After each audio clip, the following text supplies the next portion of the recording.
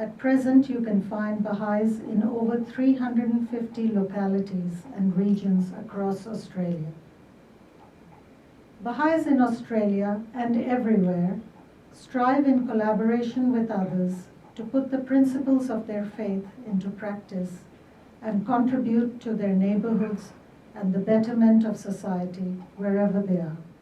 As Baha'is, we are encouraged to view all human beings as members of one family. Unfortunately, in the country of its birth, this freedom that we enjoy and take for granted here is not possible. From the inception of the faith, Baha'is in Iran have faced unspeakable persecution. And in the last 4 decades, this has been systematic and state-sponsored and has affected every aspect of their lives. This is despite being the largest non-Muslim minority in the country. In the last couple of years, we have seen an escalation in the persecution, and since June this year, the number of arbitrary arrests, mostly of youth, closure of businesses, denial of university admissions, land confiscation, and destruction of homes against a backdrop of vicious hate propaganda on state-run media has risen alarmingly. You will get a glimpse into this intergenerational and institutionalized persecution in the documentary. In effect, it is a voice for the voiceless. Despite the current unrest in Iran, the arrests of Baha'is continues unabated. Baha'is have no political ambitions or motives. In fact, are prohibited from taking part in partisan politics. Baha'is have always pled, and will continue to do so, that their human rights and the human rights of all citizens in Iran and elsewhere be upheld. Tonight, we are delighted that the Human Rights Commissioner has agreed to address us.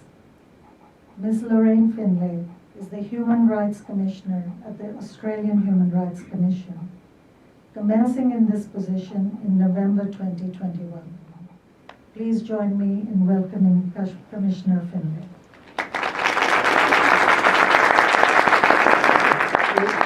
Good evening. I am really honoured to be here tonight and would like to echo the words from earlier and begin by acknowledging the traditional custodians of the lands on which we meet tonight, the Ngunnawal people, and pay my respects to elders past, present and emerging, and extend that respect to all Aboriginal and Torres Strait Islander people here this evening.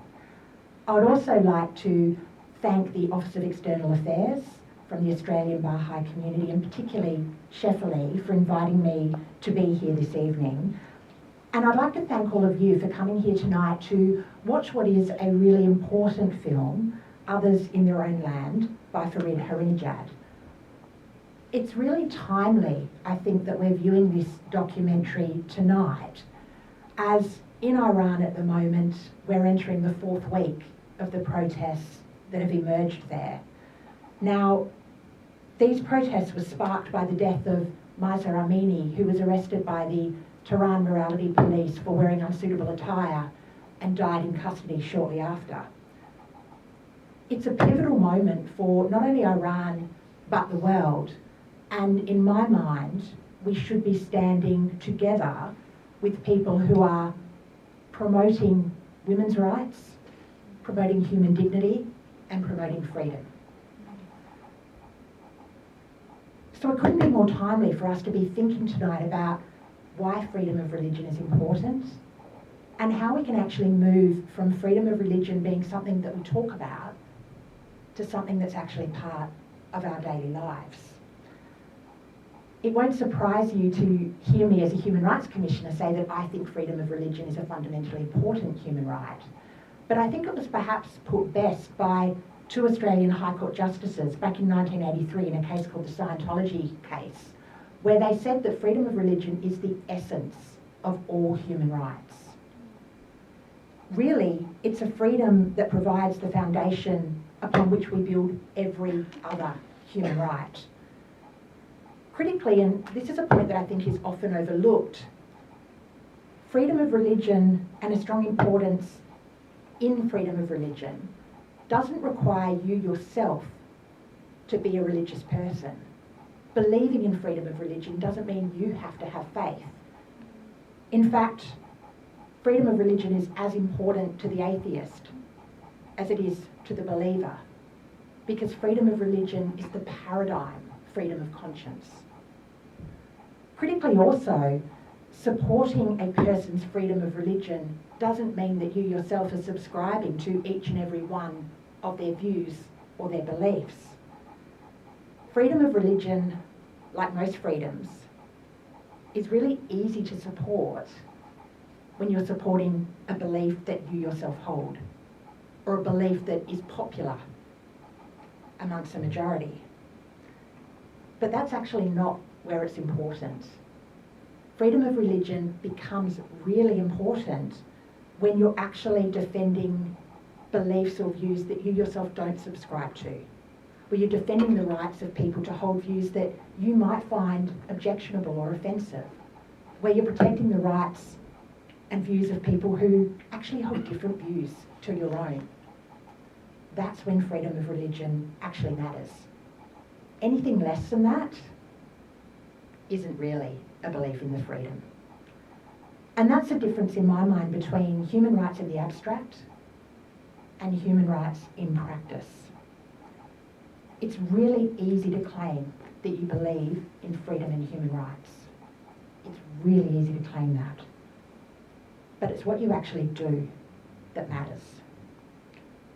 That's what we need to consider when we're watching this film tonight.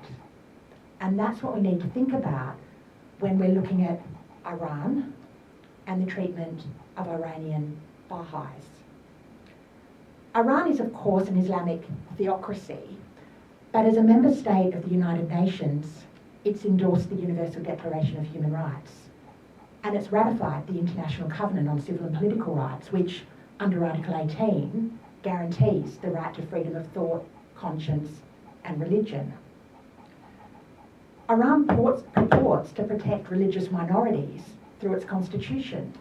If you look at Article 12 of the Iranian Constitution, it provides that recognised religious minorities are protected, although I note that Baha'is are not one of the groups said to be recognised.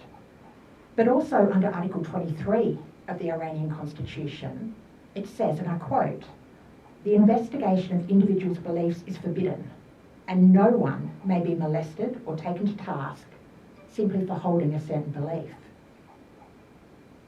In Iran's third Universal Periodic Review National Report to the United Nations in 2019, it was expressly stated that the rights of religious minorities are protected in Iran.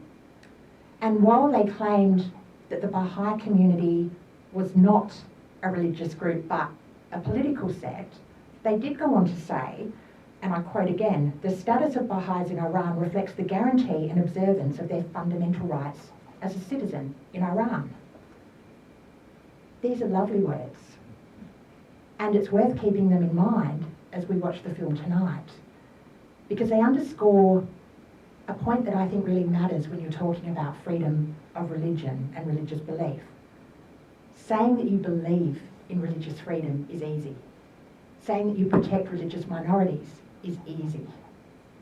Saying that you respect human rights is easy. It's what you actually do that matters. What is actually being done in Iran and the way that Baha'i Iranians are being treated in their own country stands in stark contrast to the reassuring words that we see in the Iranian Constitution and the soothing guarantees that they provide to the United Nations.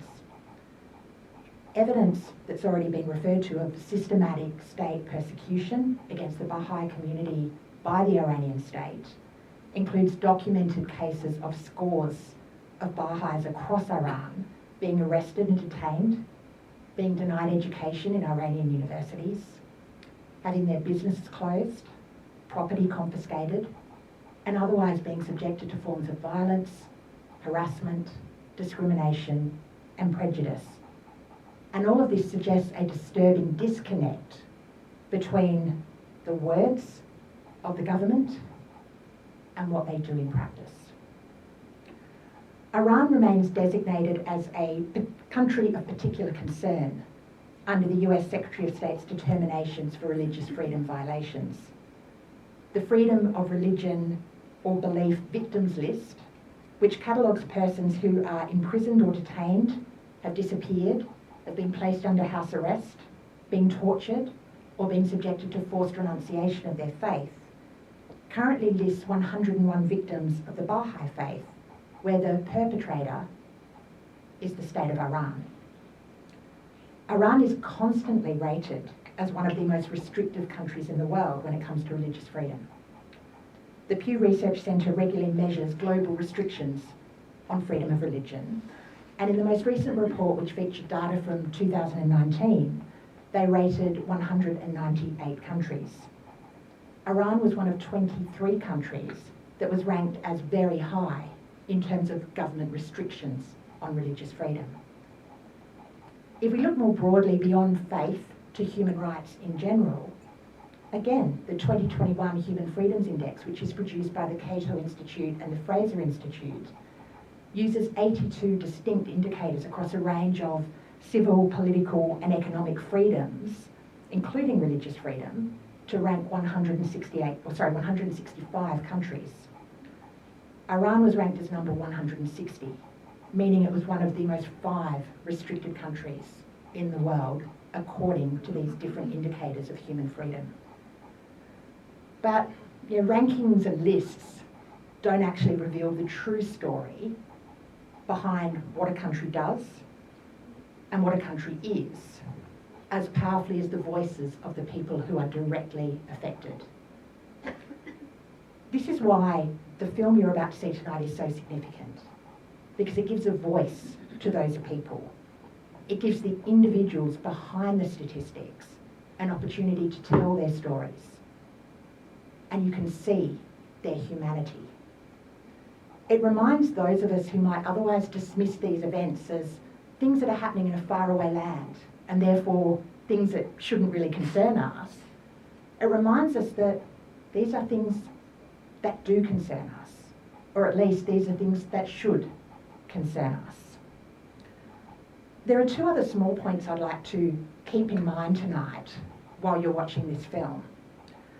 The first is that while this particular documentary is focused on systematic persecution against the Baha'i community in Iran, this is not an isolated example. Across the world, we can see too many examples where religious minorities are persecuted. Again, research done by the Pew Research Centre has highlighted a marked increase in the last 10 years of government restrictions on religious freedom around the world. And yet, too often, we don't call these things out for what they actually are. To give just one example, despite the Office of the United Nations High Commissioner for Human Rights releasing a report in August of this year, finding that the treatment of Uyghur Muslims in the Xinjiang province constitutes crimes against humanity, just last week the United Nations Human Rights Council voted 19 votes against 17 votes, with 11 countries abstaining, to reject a call for a debate to occur on this report. The United Nations Human Rights Council could not even agree to hold a discussion about a report that outlined serious evidence of egregious human rights violations. We need to do better. The second point that I'd like you to keep in mind is, of course, this is a film talking about Iran. I've spoken about some other examples, but we shouldn't forget that Australia is not perfect when it comes to religious freedom or human rights more generally. I don't suggest that there's a moral equivalence between Australia and Iran with regards to the things we'll see in the film tonight. But I am suggesting that in Australia, more needs to be done to ensure the protection of religious freedom, and in particular, more needs to be done to ensure there is a greater understanding amongst the broader community of why this is a freedom that really matters. That's something too many Australians take for granted and too many Australians don't think is important to them. The stories that you'll hear in this film tonight really highlight the truth of what I said at the beginning of my remarks. That is, freedom of religion is easy to support in the abstract. Human rights are easy to support in the abstract, but it's much harder in practice. And ultimately, the thing that really counts is not what we say, it's what we do. So I hope tonight will bring that home to you when you see the stories in this film, and it will highlight the central importance of freedom of thought, conscience, and religion in the way that it relates to human dignity and freedom. Thank you very much.